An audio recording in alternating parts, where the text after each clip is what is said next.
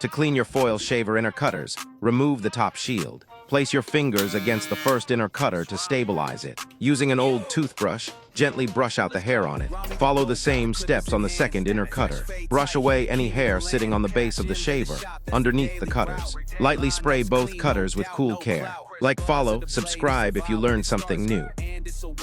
Breaking it apart. Gym rat mode with the tape in his grip. Muscles pump while he talks that clip.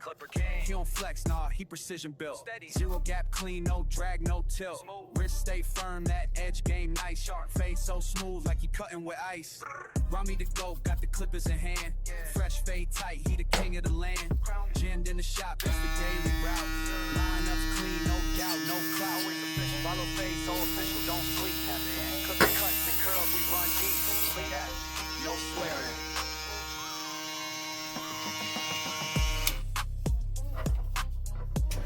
I'm out.